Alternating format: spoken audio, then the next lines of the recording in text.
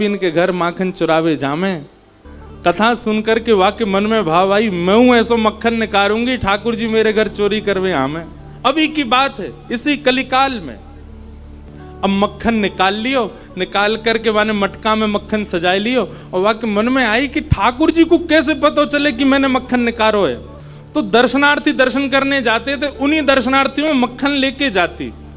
तो सब तो सामग्री मंदिर में चढ़ा देते, वो चढ़ाती नहीं, पीछे खड़े होकर के वहीं से मक्खन के पात्र को ठाकुर जी को दिखाती, और ठाकुर जी को दिखा कहती, धौरी गैया के दूध सो बढ़िया रात में जमाए करके मैंने दही निकारो, वह दही से ऐसो बढ़िया मक्खन निकारो लाला।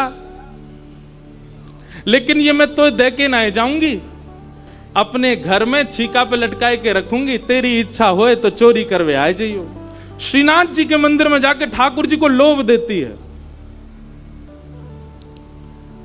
सखी ने मक्खन ऐसे ठाकुर जी को दिखाया, लाला मेरे घर चोरी करवे आ जा, ऐसा बढ़िया मक्खन है। और वहां ने सब बता दियो, मंदिर से निकल के सीधे जाओगे, पोखरते दाएं मुड़ जाइयो, वहां से बाएं मुड़ जाइयो, वहां सीधे आइयो, मई मेरो घर है, और मैं घर के सब लोग सो जामे रात्रि में, तब आए जाइयो, चुपचाप चोरी करके जाइयो लाला। मैं बस इतना देखना चाहूं, सुबह उठूं तो मेरे मटका को मक्खन खत्म है गयो, मैं वही से प्रसन्न रह जाऊंगी कि लाला आयो।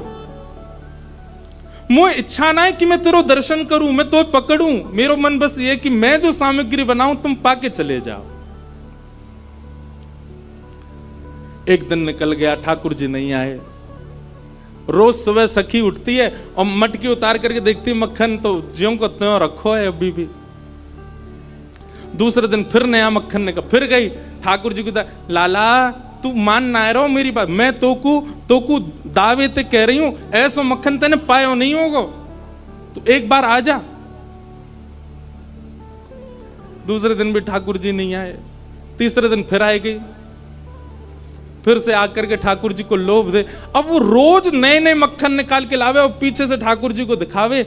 तो श्रीनाथ जी मंदिर में खड़े हैं, ऐसे कटाक्ष नीचे नेत्र हैं, सामने कुंभन दास जी बैठकर के कीर्तन सुना रहे थे। ठाकुर जी खड़े खड़े खड़े खड़े, ठाकुर जी के मुख में से लार टपकन लगी, यहां पे लार गिरन लगी, और वह लार को सामने बैठे भाई कुंभन दास जी ने देख लियो।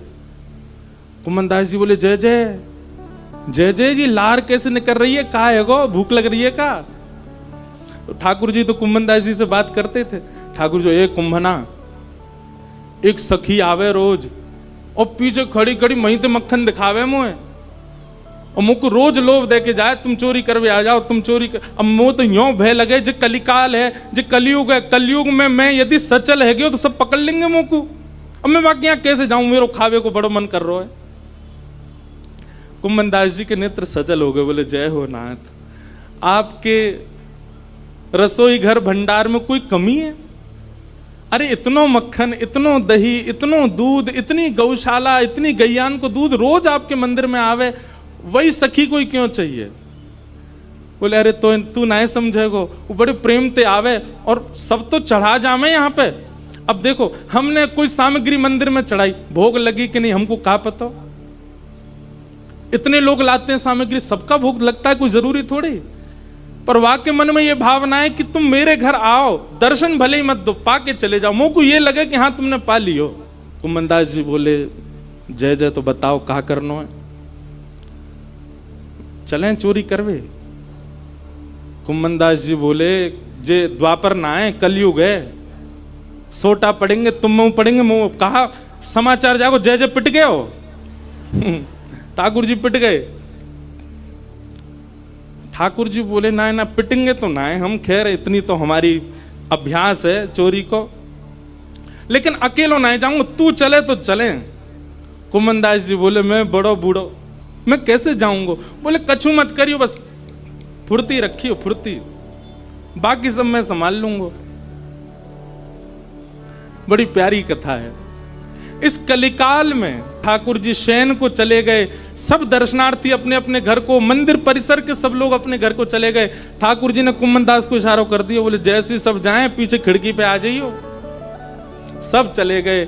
जैसे कपाट बंद हुए, कुंभन दास जी पीछे खिड़की पे खड़े हैं, प्रतीक्षा कर रहे हैं। इतने में कहा, देखो खिड़की में से साक्षात श्रीनाथ जी सचल है करके निकर करके बाहर आ रहे हैं और आए करके कुम्मनदास जी के कंधा पे अपने दोनों पाम लटकाए लिए बैठ गए और ऐसे मूड पकड़ लियो सिर।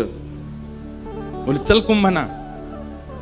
बोले जानो कहां को? बोले तू चल, मैं बता रहा हूं ना, यहां से सीधे चल, आगे पोखर आएगा, माते दाएं मुड़ जाइयो, फिर माते बाएं मुड़ जाइयो, बाएं ते फिर सीधे जाइयो, सीधे तो फिर बाएं मुड़ जाइयो, मही है को घर। कुम्मनदास जी बोले पूरी दुनिया आपका पथ जानती है पर आप अपने प्रिय का पथ जानते हो नाथ। ये सौभाग्य है उस सखी का कि आप उसका पथ जानते हो, आप उसका मार्ग जानते हो। कुम्मनदास जी ने दोनों पाम पकड़ रहे, छोटे से ठाकुर जी कंधा पे बैठे हैं और सब बता रहे हैं यहाँ ते मुड़ जा, यहाँ ते मुड़ जा, सीधा चल, अब देख जे आगोवा गोपी को घर। और छत से सीधे अंगना में पहुंचे, मां देखी एक छींका पे मक्खन रखो। ठाकुर जी देख वो धरो। कुम्भना तू खड़े हो जाओ, मेरे पाम पकड़ लियो, देख या मक्खन खाएंगे हम।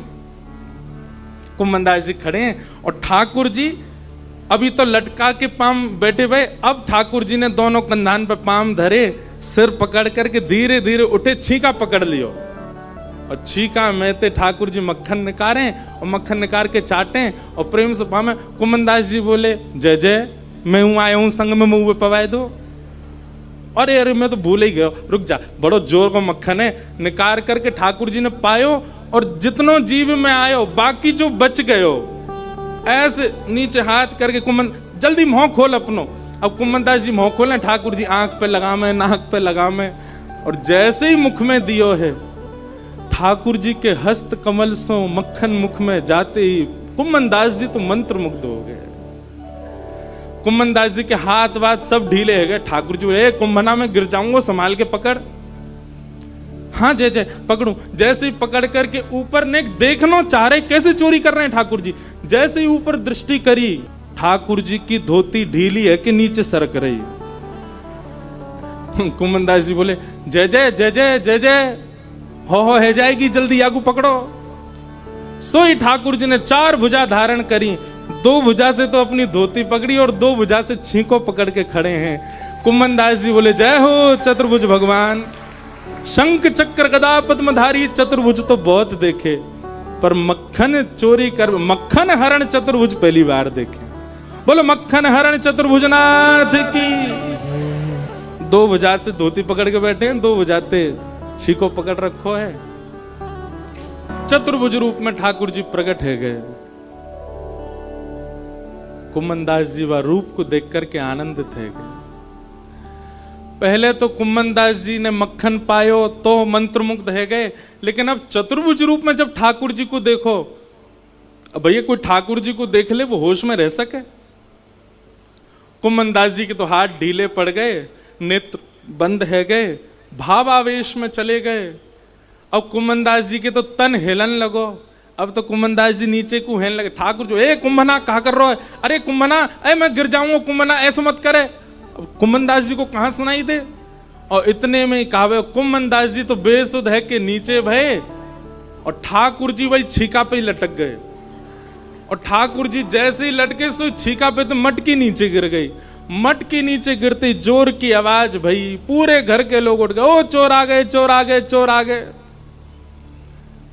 सखी ने उठाया मोटो वारो बांस और निकर के जैसे ही बाहर आई, कुम्मनदास जी तो बेसुध पड़े, ठाकुर जी झटपट उछल करके माथे भाज गए, कुम्मनदास जी वहीं रह गए। सखी ने आए करके महाराज कुम्मनदास जी में डंडा दिए 15-20, लेकिन कुम्मनदास जी तो नेत्रों से नीर बहा रहे हैं, मंत्रमुग्ध है करके पड़े हैं। है कौन देखूं तो सही। और जैसे ही देखे श्री कुम्मनदास, ए बाबा ए कुम्भना, तुम तो वहां मंदिर में कीर्तन गाओ है बाबा, तो शर्म ना आई है, अब घर में चोरी करवे आयो है, मक्खन चुरावे आयो, जो मक्खन ठाकुर जी के काजे निकालती वह तू चुरावे आयो। तब कुम्मनदास जी ने ये बहुत सुंदर पद गाया, तू है सखी बड़ भाग बड़ी, नंदलाल तेरे घर आवत हैं। कुंभन दास जी चरणों में गिर गए उस सखी के और बोले, मैंने पूरे विश्व को उनका यश गाते हुए सुना। अरे सखी तेरे धन्य भाग, कल रात्रि में ठाकुर जी तेरो यश मुंह को सुना रहे। बोले ऐसे मक्खन निकारे, ऐसे मटकी में धरे, बाको घर यहाँ है, यहाँ कुए, ऐसी है वैसी है, तेरो यश ठाकुर जी गावे।